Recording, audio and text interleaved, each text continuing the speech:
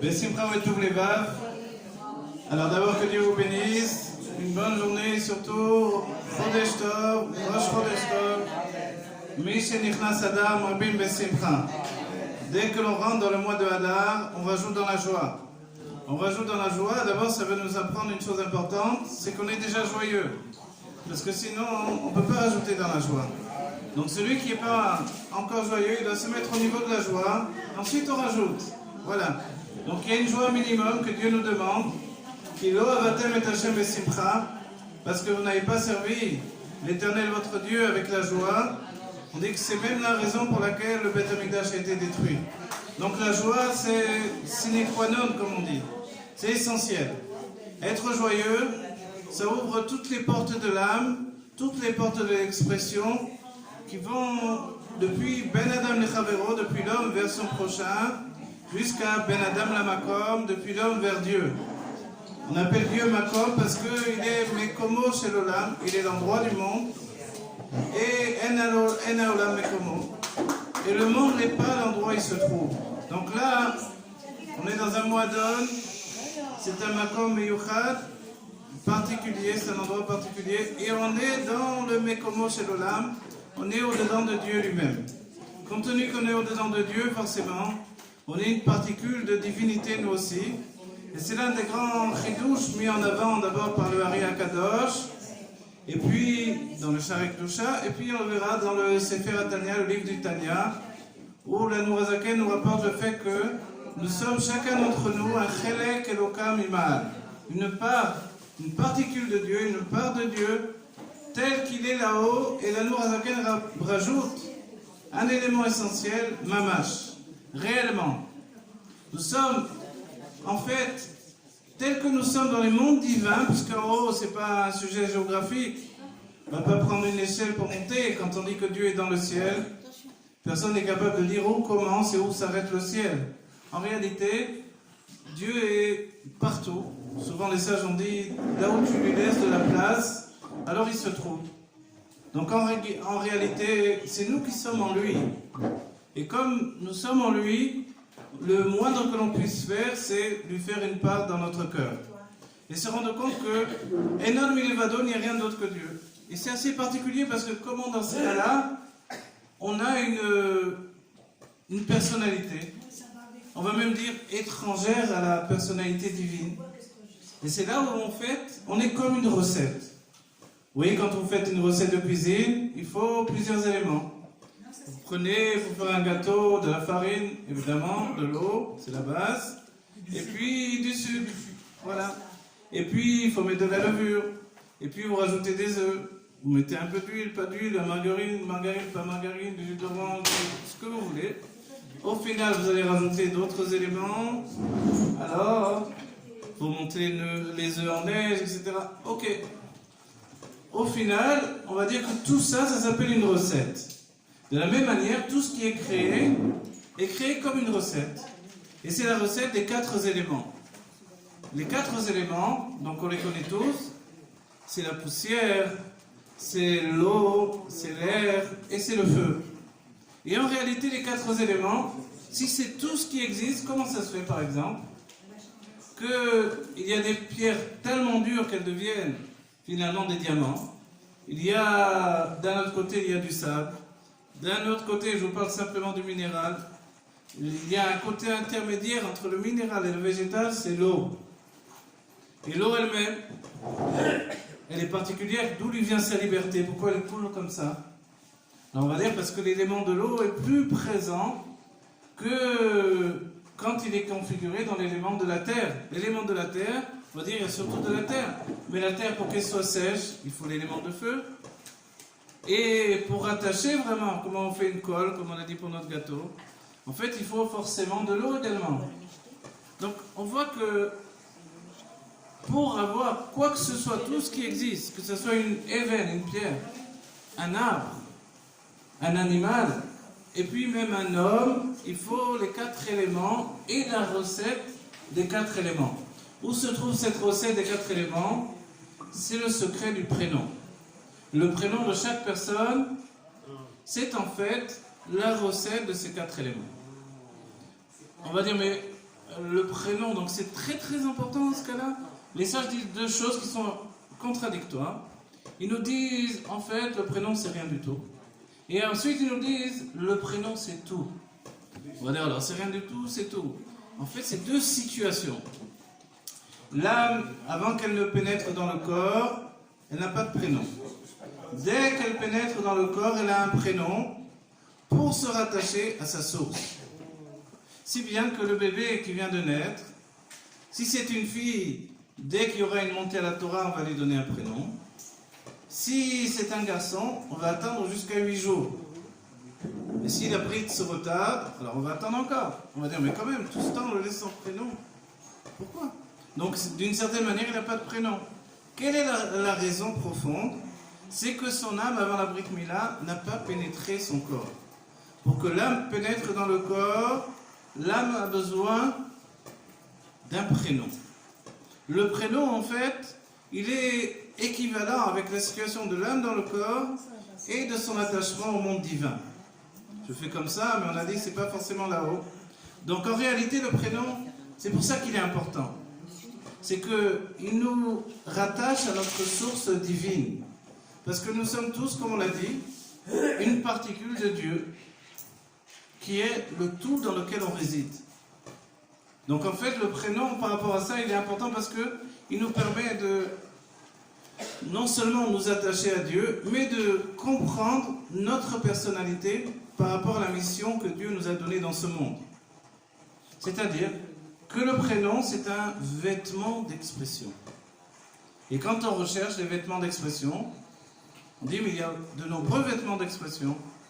Il y a la parole, il y a la pensée, on va les faire dans l'ordre, la pensée, la parole et l'action. Dans les vêtements, le rabbi Rachab, le 5e rabbi de Lubavitch, nous dira, il y a le vêtement qui recouvre la nudité, les vêtements comme les tricots de corps, etc., les sous-vêtements. Et ensuite, il y a le vêtement que l'on met au-dessus. Celui-là va représenter la personnalité. Comment je reconnais un cuisinier de notre gâteau? Parce qu'il a un costume de cuisinier. Comment je reconnais le commandant de bord de l'avion sur lequel je voyage? Il a le costume de commandant. À la suite de ça, le policier, etc., etc. Donc on voit que le vêtement, non seulement, il a pour fonction d'abord, première, de cacher la nudité, deuxièmement, de représenter la personnalité. Et c'est la même chose pour le prénom. Le prénom, à la fois, il cache la nudité et représente la personnalité. On va dire cacher la nudité, qu'est-ce que c'est? Je donne un exemple pour la parole. Quelquefois, il y a une personne qui a un tel besoin d'expression, de peur de se retrouver dans le silence. Et le silence équivaut à l'idée de absence de présence. Et l'absence de présence, c'est-à-dire qu'à ce moment-là, elle n'existe pas. Et c'est comparable à la mort. Alors, il y a un besoin de meubler constamment le silence. Vous connaissez tous, quand on se retrouve dans l'ascenseur, avec un inconnu, on est un peu gêné. Même si c'est le voisin, la voisine d'en face. Alors, on est là, et puis on a toujours dit bonjour, bonsoir, mais là, c'est un petit peu plus long. Alors, on ne sait pas trop quoi dire. Et on meuble avec des paroles. C'est bien que quand il y a des gens avec qui on est profondément bien, on ne ressent pas toujours le besoin de parler. Un père et son fils, une mère et sa fille, une mère et son fils, etc.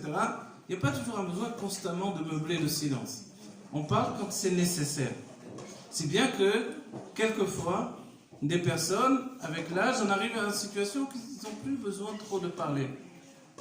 Alors on va dire, mais la femme et l'homme, c'est très différent sur ce point-là.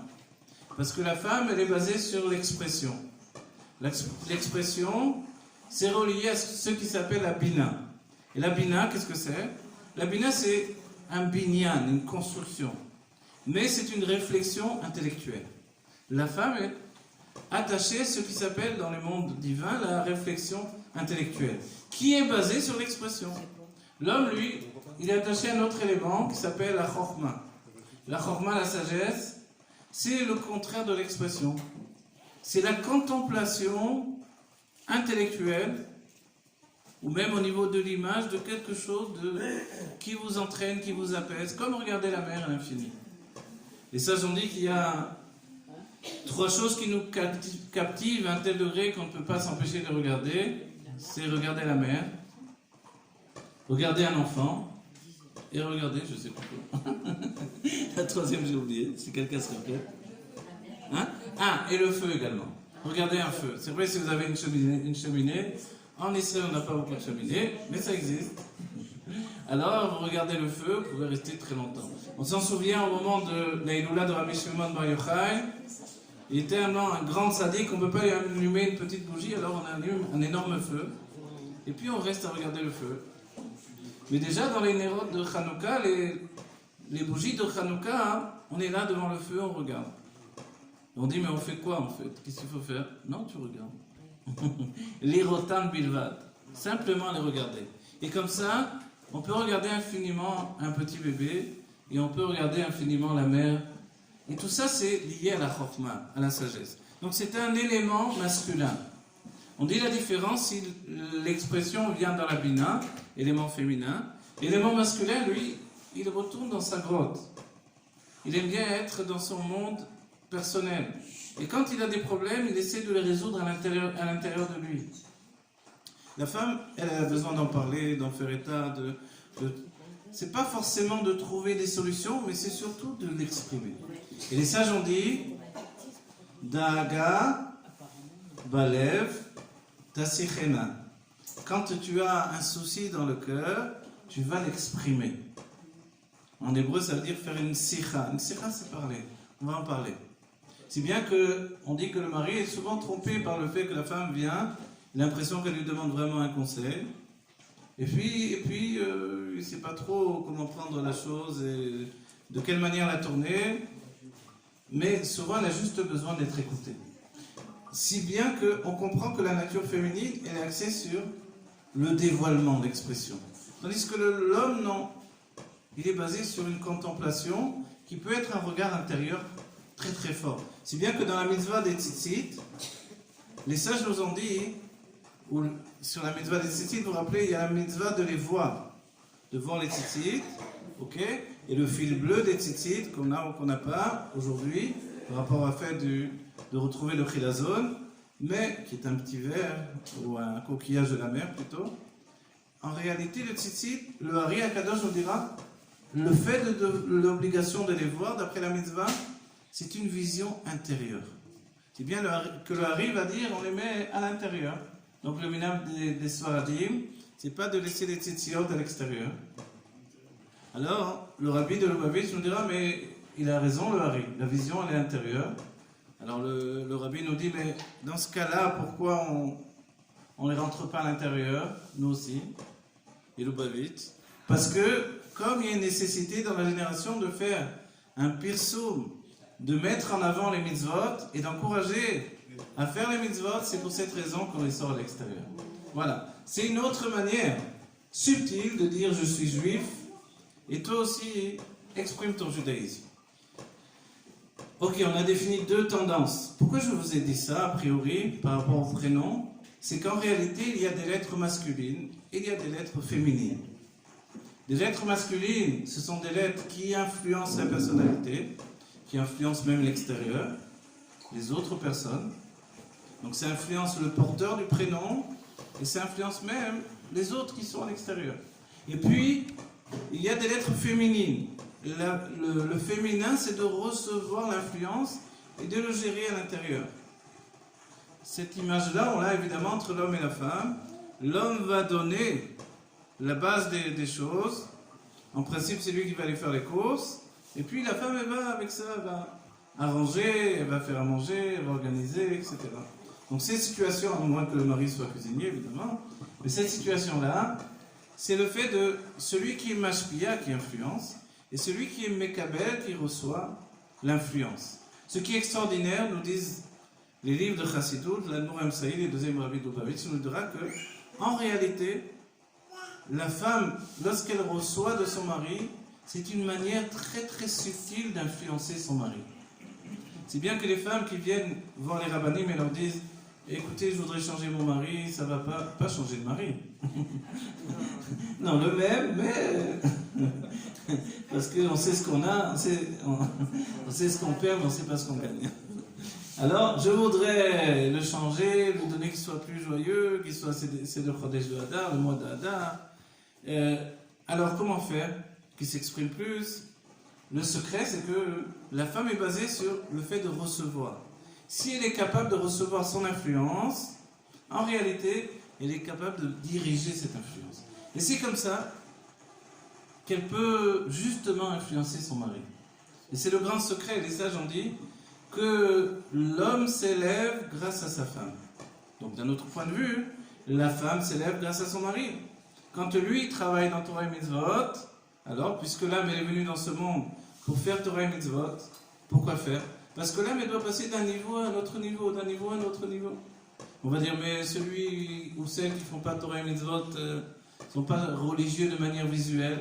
En fait, faire un sourire à un autre juif, c'est une mitzvah. Vous voyez, les mitzvot c'est facile à faire.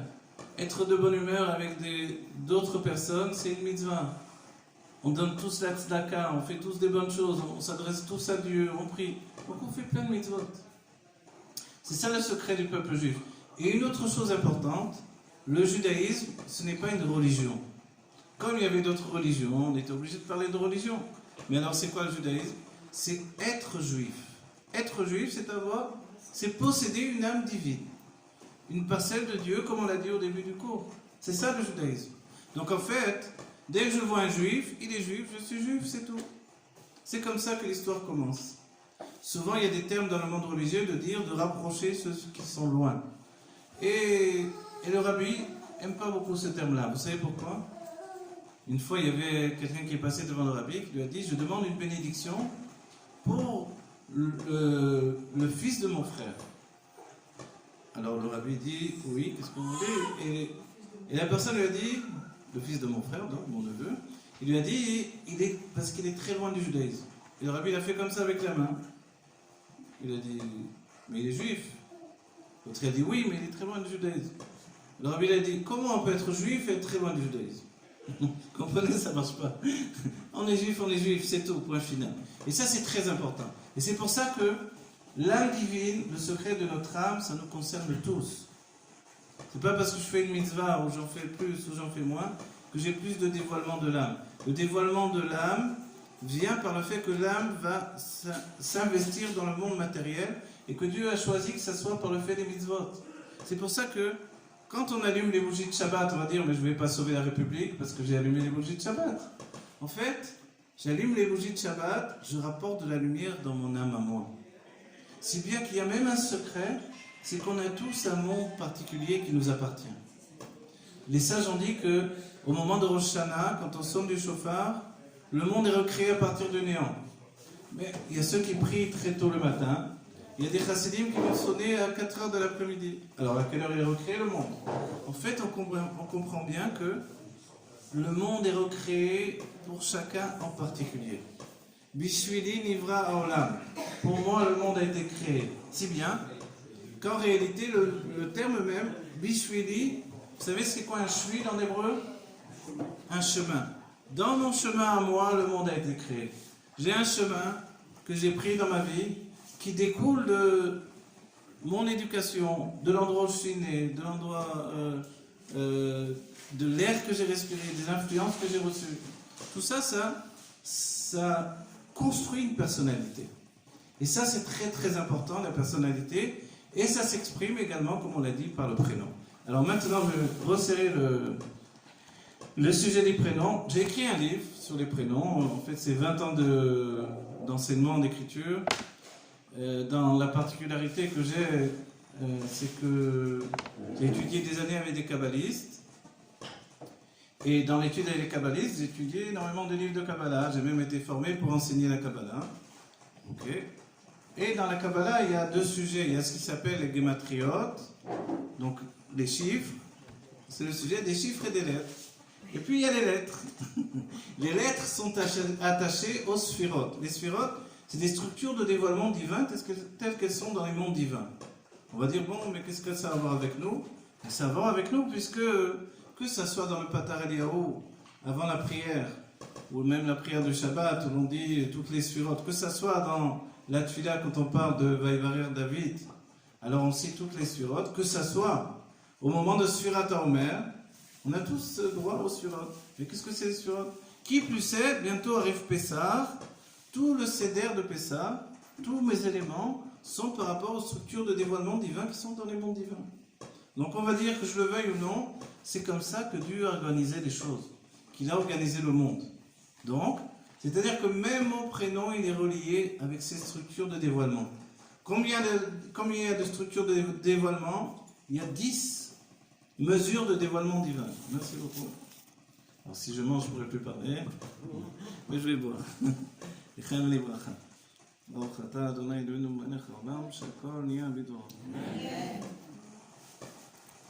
Voilà, que Dieu vous bénisse. J'espère que ça vous intéresse, que je ne vous ennuie pas. Je ne suis pas venu vous embêter, d'accord? Donc ce livre-là, je l'ai écrit avec une idée. Dessus, le titre, je le regrette un peu, mais quand le vin est tiré, il faut le boire. Voilà, c'est pas moi qui ai édité le livre, c'est une société qui a voulu éditer ce livre-là. Il s'appelle « La psychologie de votre prénom hébraïque ». Ce qu'il y a, c'est qu'en réalité, on peut, grâce à ce livre, analyser également des noms qui sont écrits en français, qui sont écrits en anglais ou n'importe quelle langue. Pourquoi? Parce que le secret du prénom, c'est axé sur le secret des lettres. Chaque lettre a une structure de dévoilement divin, une source divine. Et en réalité, ces lettres-là, c'est les lettres qui vont influencer la personnalité. Si bien qu'on peut même, et c'est l'un des grands secrets de ce livre, c'est qu'on peut définir également le développement d'une personnalité depuis son prénom, depuis l'enfance, l'adolescence et l'adulte. Depuis que j'ai sorti ce livre-là, alors les jeunes couples me téléphonent, on voudrait donner ce nom à notre enfant, qu'est-ce que vous en pensez? Alors voilà, sans arrêt, je donne des conseils. Mais il y a un secret, c'est que les parents, quand ils donnent le prénom, ils ont ce qui s'appelle le roi HaKodesh. Le roi HaKodesh, c'est l'Esprit Saint. On va dire, mais nous, on n'est pas, des kabbalistes, des tzadikim. En fait, oui, Ve'amer Kulam tzadikim, et tout ton peuple, ce sont des tzadikim. Aujourd'hui, les tzadikim, il y en a beaucoup moins. Il n'y en a plus Baba Sadi à nos yeux, on n'a plus les grands tzadikim qu'on voyait. Alors, où sont les tzadikim? Les voilà, ils sont là devant moi. Et moi aussi, je m'inclus dans les tzadikim. On est tous des tzadikim, c'est-à-dire qu'on est tous capables d'amener la Géoula dans le monde. La Géoula, c'est un monde meilleur. Quand on regarde le monde des non-juifs, ils sont tous en train de parler de la fin du monde, des problèmes, l'environnement, le ci, le là, voilà. Le monde épuise ses ressources. Alors on va dire, mais... et nous, qu'est-ce qu'on dit alors du côté du judaïsme par rapport à tout ça? En fait, nous, on attend une seule chose, c'est un monde meilleur qui viendra du fait que le Créateur dans lequel on se trouve va passer au stade du dévoilement. Lorsqu'il va se dévoiler, on va voir d'abord qu'on n'a jamais été seul, un juif n'est jamais seul, mais ensuite, on va commencer à briller, pas simplement depuis notre âme, mais depuis notre corps.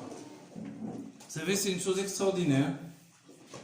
Quand, que Dieu préserve, on a enterré un proche, on va quand même lui parler au cimetière. On va dire, mais pourquoi? Les Juifs nous disent que ça s'appelle Bet Chaim, la maison des vivants. Comment ça s'appelle la maison des vivants? Pourquoi? Voilà. Quand on va au côté la Maravi, alors on s'habitue à parler au mur. Mais qu'est-ce qu'ils ont les Juifs? Pourquoi ils viennent parler comme ça dans le Occident? En fait, on est bien conscient que ceux qui sont partis sont toujours là avec nous. Ils sont partis, mais en réalité, on va dire, leur âme est présente ici. Et en plus de ça, je vous le dis, c'est important, tous les 15 du mois et tous les veilles de Rosh Chodesh, on est déjà à Rosh Chodesh, c'est-à-dire hier, quand on va au cimetière, c'est toute l'âme du défunt qui revient dans le corps. Et on va poser une autre question, on va dire, mais pourquoi faire? Puisque le corps et l'âme sont séparés, c'est fini. En fait, non, c'est pas fini. De la même manière qu'au côté la Maravi, on ne parle pas au mur, on parle à Dieu. De la même manière, quand on vient parler à un défunt, la veille de Rosh Chodesh ou le 15 du mois, son âme est réellement dans le corps. Mais on va dire, mais pourquoi Dieu fait ça? Pourquoi il fait revenir l'âme dans le corps? Parce qu'en réalité, le couple qui est constitué du corps et de l'âme n'est jamais séparé. Et c'est la peur de se séparer qui fait qu'il y a un besoin constant de revenir l'un avec l'autre dans une union, une fusion. Et dans la Géoula, quand il y aura Triat HaMetim, la résurrection des morts, on ne nous dit pas qu'on va voir l'âme. D'une certaine manière, on dit on s'en fiche de l'âme. Moi, je revois son corps. Je veux le toucher. Et ça, c'est la grande joie qui va arriver au moment de la résurrection des morts, qui est un des fondements de notre judaïsme. Ça fait un peu Sipur et Savta, comme on dit, une histoire comme ça. Tu crois en quoi, cette histoire-là? Le Beth Amikdash qui va descendre du ciel. On dit que Moshe Rabbeinu, il était appelé Petit Amamin l'école d'Ava. Vous savez ce que ça veut dire en français? Voilà. Un simple d'esprit qui croit tout ce qu'on lui dit. Oui. C'est pour ça qu'il a pu laisser rentrer dans sa tête et nous transmettre toute la Torah. Et quand il ne comprenait pas, il disait à Dieu, je ne comprends pas trop. On a fait Parashat Shkalim, on a parlé du Machatzit HaShekel, la moitié de Shekel, donc on va dire, bon, Chamishim Agorot, c'est pas beaucoup. Alors, Machatzit HaShekel, pourquoi on parle d'une monnaie qui est la moitié d'une monnaie même? Donc Moshe ne comprenait pas comment le peuple juif pouvait se racheter de toutes ses fautes, de tous les égarements qu'on peut avoir. Vous savez ce qui est important, je vous le dis, c'est que dans l'idée du judaïsme, quand on parle du mal, du bien, des fautes, de se racheter, de faire tchouva, en réalité, le plus important c'est de se dire, est-ce que j'utilise le potentiel que Dieu m'a donné? Dieu m'a donné des cartes pour jouer dans ce monde. Il m'a donné de quoi me construire.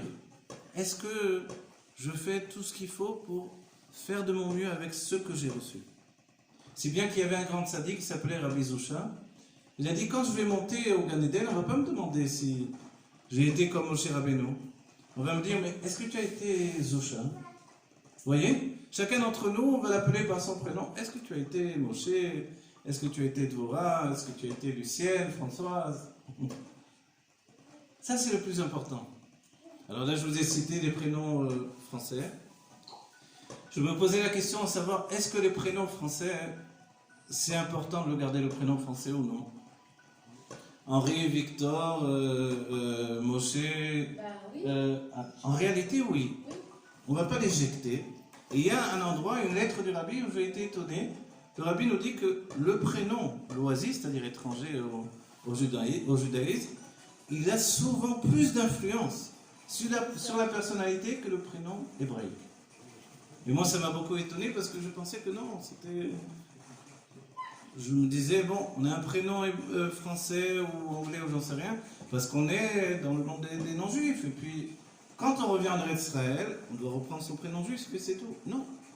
Du moment que vous êtes né et que à la Torah, on vous a appelé, bon, on a dit quoi, Françoise, Louise et Sarah, en même temps, voilà. On ne nous a pas appelés du tout parce qu'on n'était pas nommés. Quand c'est des prénoms loisirs, on n'est pas nommés à la Torah. Ah, vous ne l'avez dit pas du tout? Du tout. Ah, vous avez dit l'autre prénom ou non? Ah, il n'y avait pas de prénom hébraïque, par exemple. Moi, j'ai choisi mon prénom hébraïque le jour où je me suis mariée parce que je n'ai pas reçu de prénom hébraïque. Ah, d'accord, ok. Mais ça, c'est une bonne chose de le choisir soi-même parce que on est la personne qui peut le plus s'adapter au prénom qui nous convient. C'est une bonne chose. Ah, voilà. Bon. C'est ce qu'il faut, exactement. C'est ce qu'il faut. Et quand on prie pour quelqu'un, que ce soit pour le Refoua Shlema ou autre chose, ou que l'on dise des Télim, voilà. On dit les deux prénoms, les trois prénoms, les quatre prénoms. C'est important. Voilà. Et on ne doit pas l'éjecter. Souvent, les gens me disent, je veux changer de prénom. Pourquoi tu vas changer de prénom? Si tu as un problème avec ton prénom, c'est pas comme changer de chemise. Tu veux changer ta personnalité? C'est pas possible. Change pas une âme. Alors, je dis, rajoute un prénom, ça tu peux, ça va donner encore des forces nouvelles et des conduites de vitalité. Alors ça tu peux faire. Mais changer, c'est pas trop une bonne chose. Ou alors, il faudrait être un tzaddik. Baba Saleh, vous changez votre prénom, c'est une autre chose.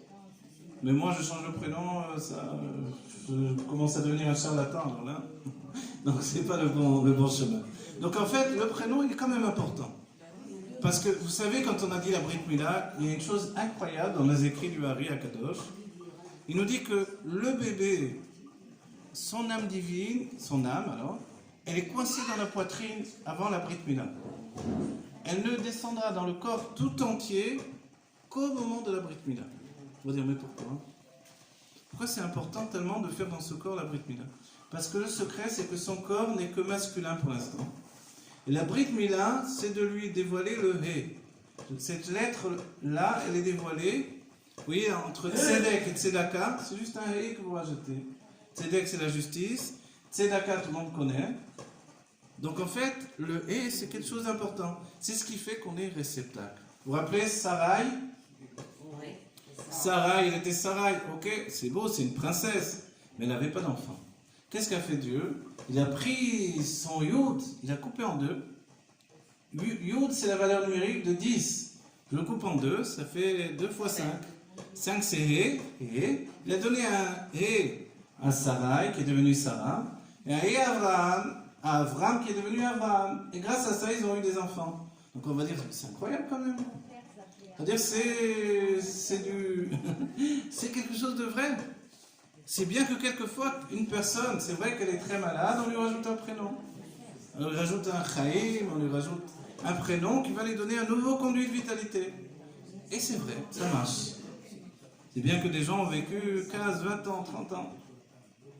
Moi, mon père, son docteur lui avait dit tu n'en as plus pour longtemps à vivre. Et mon père, il était très têtu comme ça. Il a dit moi, je viendrai à ton enterrement à toi. Effectivement, c'est ce qui s'est passé. Il a vécu encore 20-25 ans. Il est parti à l'enterrement du docteur. Donc, quand on a la volonté, rien ne peut s'arrêter, rien ne peut s'opposer à la volonté. Chacun d'entre nous, il n'y a pas d'âge dans le judaïsme. Le judaïsme, c'est de savoir que, il y a une phrase de Rabbi Nachman de Breslev, je ne sais pas si vous la connaissez, il dit, il est interdit de vieillir. Voilà. D'être vieux ou jeune, c'est dans l'état d'esprit. C'est bien qu'il y a des jeunes qui sont très très fatigués de naissance, vous connaissez? Moi je me rappelle mon petit frère, il était comme ça, tout petit déjà. Ah, je suis fatigué. Ça s'appelle fatigué de naissance. Qu'est-ce qu'on va faire avec ça?